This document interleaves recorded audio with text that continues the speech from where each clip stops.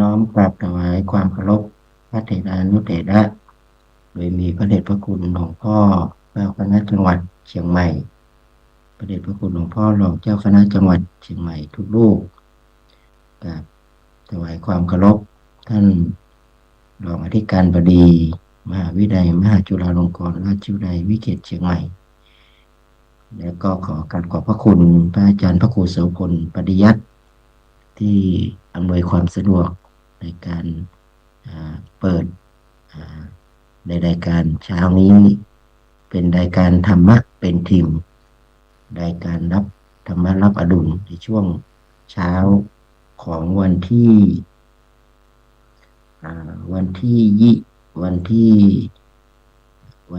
20นะครับวันที่20เดือนธันวาคม2568นะครับซึ่งเป็นเช้าของช่วงนี้ก็จะเป็นช่วงฤดูกาลนะเป็นช่วงฤดูกาลฤดูหนึ่งเนาะก็จะเห็นแต่ละที่ก็ต้องช่วยกันนะครับดูแลสุขภาพทางญาติโยมด้วยนะครับเจริญพรผู้ฟังรายการนะครับธรรมรับอดุลหรือผู้ชมรายการทุกท่านนะครับแล้วก็ขออนุโมทนาผู้หน่วยงานที่อุปถัมภ์ให้มีธรรมะตอนเช้านะครับแล้วก็ได้มาพบปะรายการนี้ก็เป็นทางมหาวิทยาลัยมหาจุฬาลงกรณราชวิทยาลัยวิเขตเชียงใหม่ก็ได้มีรายการช่วงตอนเช้านะครับได้มากับผมพระวิสิทธิวิสิทโธครับก็ได้นำสาระเรื่องราวการทำงานของมหาวิทยาลัยกับการกิจกรรมภายใต้ของการพัฒนาผลิตบัณฑิตครับบริการงานวิชาการแก่สังคมครับโดยเฉพาะยิ่งก็เป้าหมายคือการสนองงานคณะสงฆ์แล้วก็เป็นงานเผยแผ่พระพุทธศาสนาครับ1 เดือนหรือว่าอาทิตย์เดือนหนึ่งก็เจอกัน2 ครั้งครับก็ช่วงนี้ก็เพิ่งกลับจากกรุงเทพครับจะเห็นว่าเสียงก็ดีนะครับหรือว่านี่ก็ด้วยบรรยากาศหรือ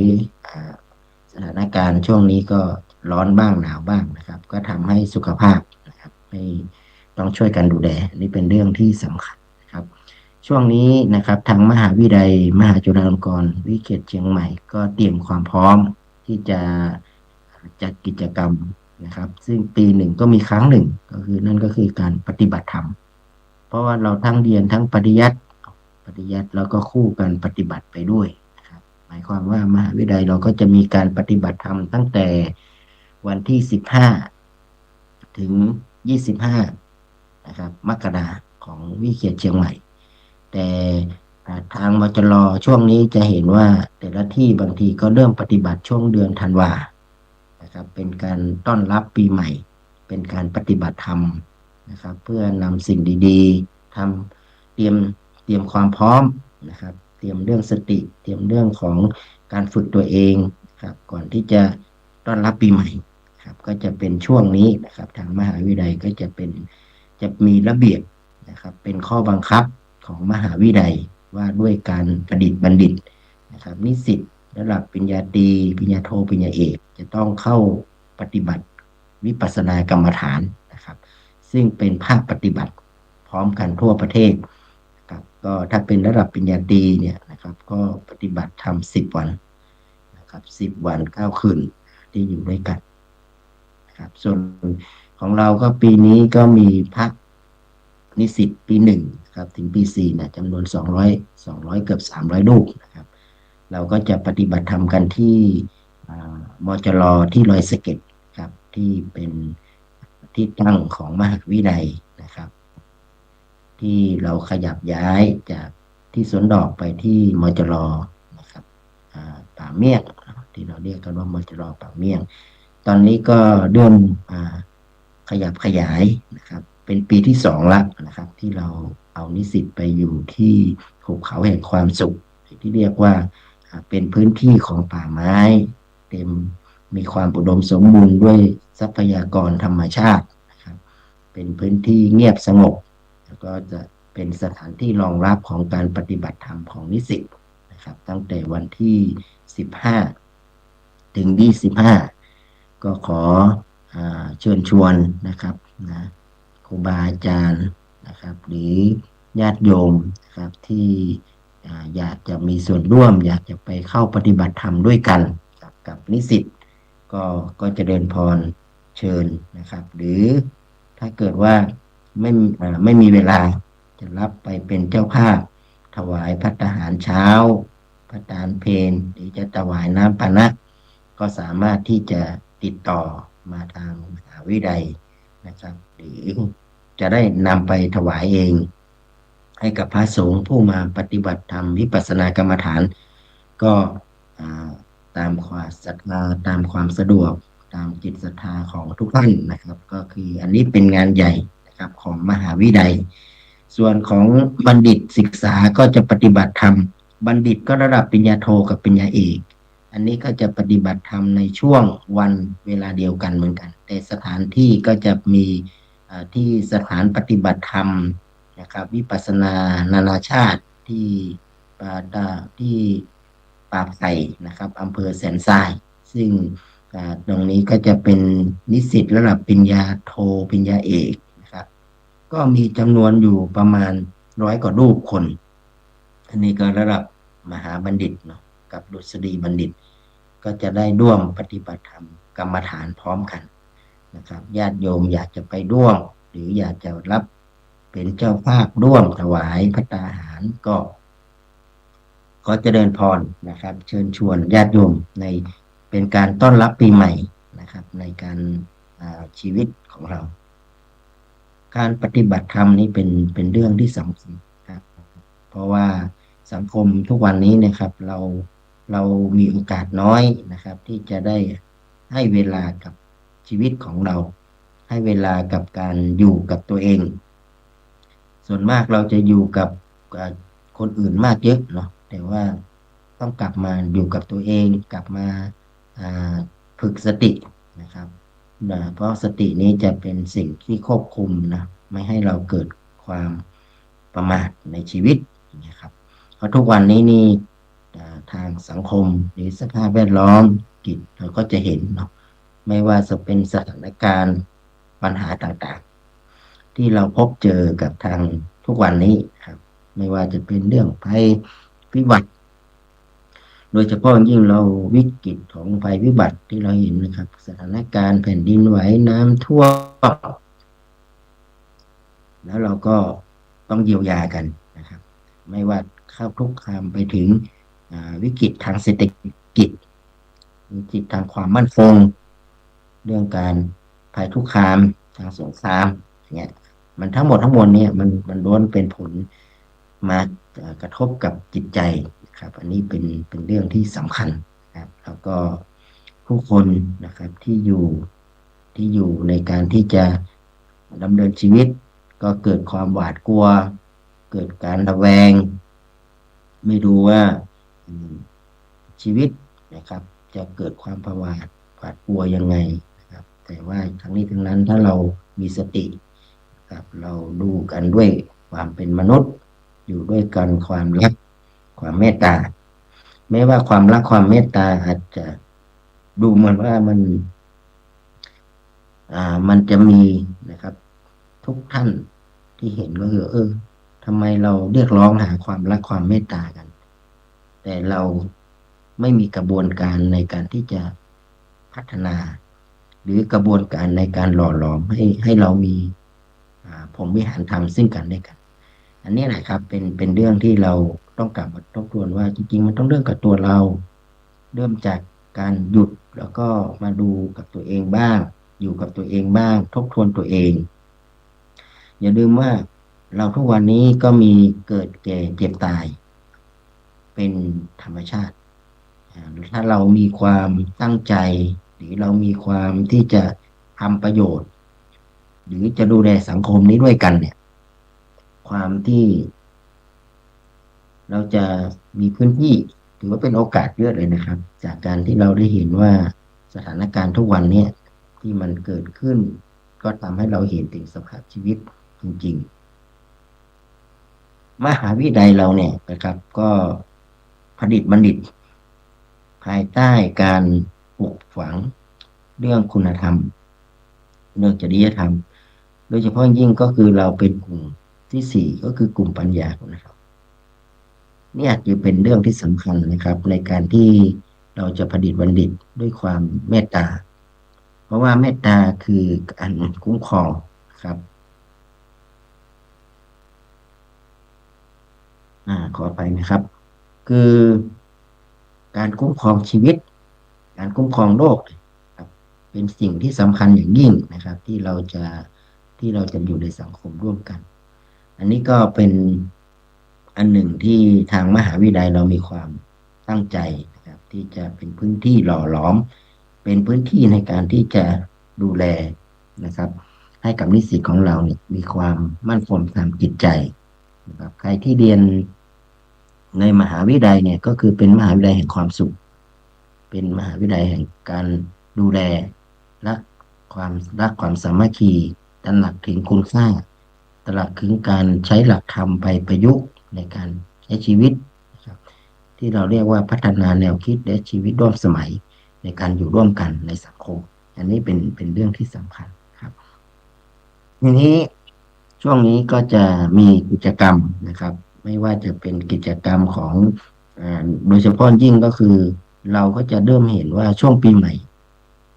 วัดทุกวัดนะครับหรือแม้กระทั่งเราก็จะมีกิจกรรมทำบุญนะครับสวดมนต์นะครับอ่าแล้วก็ปฏิบัติธรรมนะครับเป็นช่วงปีใหม่นะครับบางทีก็จะมีการสืบหูราชตาการทำสิ่งดีๆนะครับเพื่อต้อนรับปีใหม่ฉะนั้นเนี่ยเรามีเวลาอีกไม่กี่วันเราก็จะก้าวสู่แห่งอ่าโอกาสในการเริ่มต้น ทุกเวลาในการเริ่มต้นในการสร้างสิ่งดีๆในการที่จะทำให้ชีวิตของตัวเองมีความสุขแล้วถ้าอย่างนั้นเนี่ยนะครับเราก็จะมีอีกอันหนึ่งก็มหาวิทยาลัยตอนนี้ก็กำลังที่จะมีประชุมวันที่23นะครับ23ธันวานี้นะครับก็จะมีการประชุมสัมมนาภาคสอนศีลธรรมนะครับภายใต้การดูแลของมหาวิทยาลัยมหาจุฬาลงกรณ์วิเขตเชียงใหม่ก็จะมีการจัดสัมมนาครูพักสอนศีลธรรมในสถานศึกษาดีในโรงเรียนเนี่ยมหาวิทยาลัยเราดูแลอยู่2 จังหวัดนะครับก็คือจังหวัดเชียงใหม่กับแม่ฮ่องสอนครับส่วนวิทยาลัยสงฆ์ลำพูนโดยรับผิดชอบที่จังหวัดลำพูน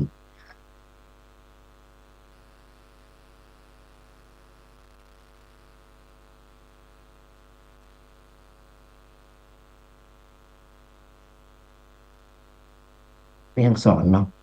ก็จะเป็นพื้นที่ที่ค่อนข้างจะลำบากครับแต่ของจังหวัดเชียงรายของจังหวัดเชียงใหม่เราก็มีอยู่ประจำโรงเรียนครับก็จะมีพระเนี่ยครับได้มีโอกาสได้เข้าไปอ่าเผยแผ่ธรรมนะครับหนึ่งในนั้นก็เป็นการทำหน้าที่บทบาทของความเป็นพระ นะครับไปสอนในสถานศึกษาไปอยู่กับเยาวชนนำเยาวชนศึกษาธรรมะนะครับโดยเฉพาะยิ่งก็คือธรรมะศึกษาหลักสูตรธรรมะศึกษากิจกรรมวันสำคัญทางพระพุทธศาสนาหรือแม้กระทั่งสอน ให้ทางจริยธรรมทำให้กับอ่าเด็กนักเรียนที่อยู่ในสถานศึกษานะครับเพราะการศึกษาแต่ก่อนนี้อยู่ในวัดแต่หลังจากนี้ก็พอออกจากเข้าไปอยู่ในโรงเรียนเด็กก็ต้องไปเรียนหนังสือที่โรงเรียนโอกาสที่จะเข้ามาทำบุญในวัดหรือผู้ปกครองจะพามาวัดมันก็น้อยลงดังนั้นเนี่ยโอกาสที่เด็กจะได้เรียนรู้พระพุทธศาสนาเนี่ยนะครับก็ต้องอยู่ที่โรงเรียน นั้นเราก็เอาพระสอนศีลธรรมเนี่ยนะครับซึ่งเป็นพระสังฆาธิการเป็นพระนิสิตในมหาวิทยาลัยเราเนี่ยลงไปนะครับเพื่อไปปฏิบัติศาสนกิจหรือว่าไปทำหน้าที่ของการเผยแผ่ธรรมสอนในในสถานศึกษานะครับแล้วก็วันที่23เนี่ยนะครับเราก็จะมีการประชุมสัมมนาก็คือทบทวน การเผยแผ่ธรรมการสอนเป็นยังไงนะครับอันนี้ก็จะได้มาประชุมกันที่วัดพระนอนขอนตาลนะครับที่อำเภอแม่ดิมจังหวัดเชียงใหม่ครับก็ถ้าเกิดว่าอันนี้ก็เป็นข่าวสารนะครับที่จะเกิดขึ้นในเดือนธันวานี้ครับเพื่อที่จะเห็นว่าสถานการณ์ช่วงนี้ก็ดีนะครับแล้วก็การปฏิบัติธรรมของมหาวิทยาลัย รวมไปถึงกิจกรรมที่เราจะมีนะครับส่งท้ายปีนะครับแล้วก็ปีต่อไปก็อาจจะมีแผนในการจะขับเคลื่อนงานนะครับโดยเฉพาะยิ่งงานที่เป็นงานบริการวิชาการนะครับ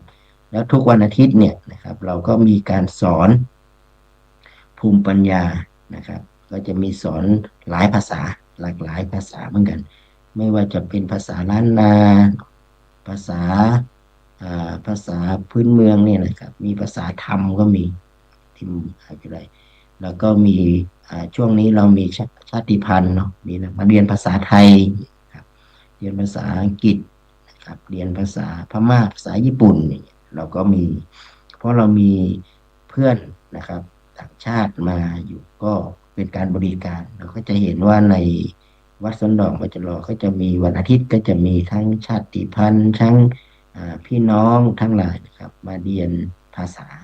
เป็นศูนย์ภาษาเรียนนะครับในการที่จะแลกเปลี่ยนก็เป็นการบริการวิชาการโดยการเรียนฟรีนะครับ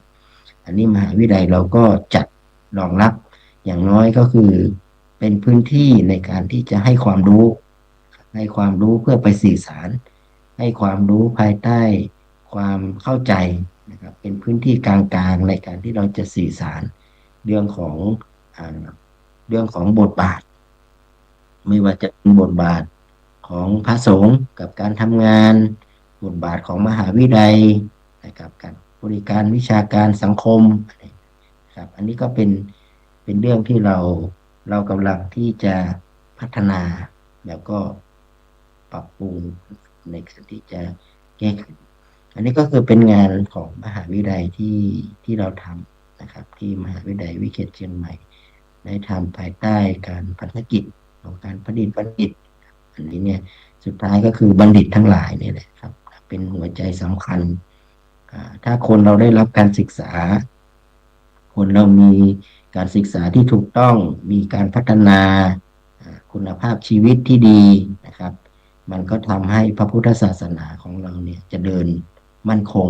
นะครับก็ต้องอนุโมทนาญาติโยมนะครับมหาวิทยาลัย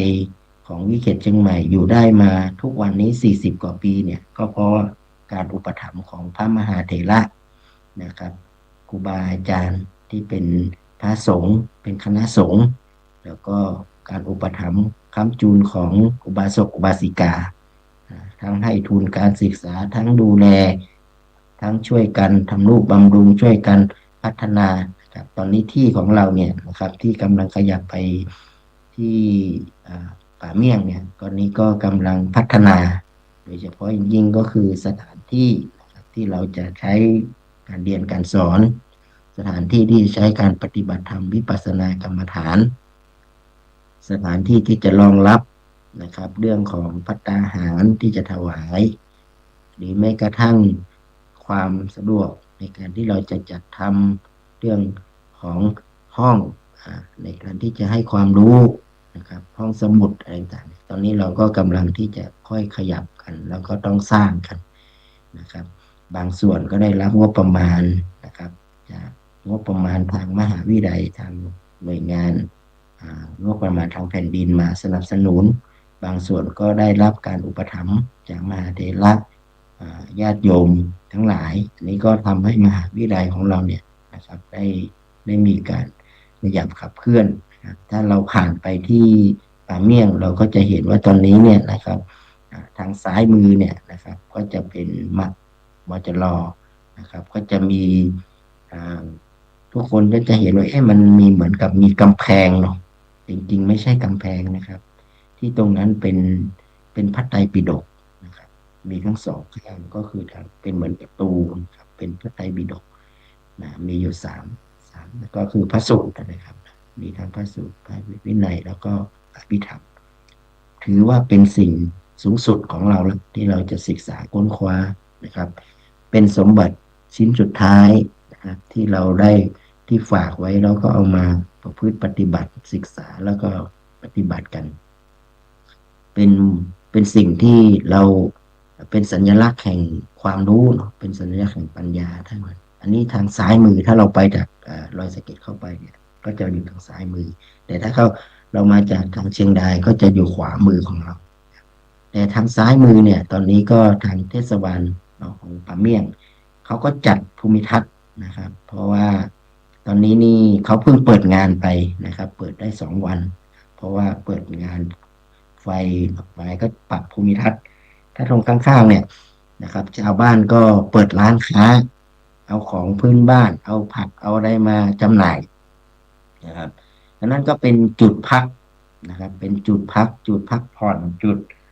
มีทั้งร้านอาหารมีทั้งร้านชากาแฟอะไรพวกเนี้ยนะครับก็เป็นจุดพักถ้าเกิดว่าใครที่ผ่านไปผ่านมาก็แวะพักแล้วก็แวะมาเยี่ยมของในมหาวิทยาลัยเราครับเพื่อเก็บบรรยากาศเก็บสิ่งที่มันผ่านมาแล้วก็เป็นธรรมชาตินะครับช่วยกันสื่อสาร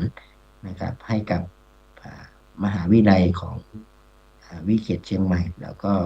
ทางเทศบาลด้วยที่นั่นก็เป็นจุดที่เห็นนะครับทุกวันนี้เราก็เริ่มเห็นผู้คนนะครับได้ไปแวะเวียนแล้วก็เก็บนะครับถ้าเข้าไปข้างในก็จะเป็นอาคารสถานที่นะครับในการที่จะเป็นการเรียนการสอนนะครับธรรมชาตินะครับเรายังมีสิ่งธรรมชาติที่งดงามอยู่ในแถวนั้นอยู่นะครับก็บรรยากาศก็จะเป็นบรรยากาศเย็นๆนะครับอากาศเย็นสบายนะครับในในในหุบเขานะครับเป็นเหมือนกับภูเขาเลยนะที่เข้าไปข้างในนะครับอันนี้ก็เป็นที่อยากเชิญชวนนะครับเชิญชวนไปทำกิจกรรมร่วมกันเชิญชวนไปดูนะครับว่าตอนนี้เนี่ยนะครับในสถานที่ตรงนี้เนี่ยเรามีเป็นสถานที่ตั้งของมหาวิทยาลัยยังมีสิ่งสวยงามนะครับที่จะรองรับในการที่จะเข้ามาครับอีกอันหนึ่งก็วันนี้นะครับจะมีกิจกรรมนะครับโดยเฉพาะยิ่งก็คือกิจกรรมครบรอบนะครับ20 ปีของมูลนิธิลุ่มแม่น้ำโขงนะครับซึ่งเป็นการขับเคลื่อน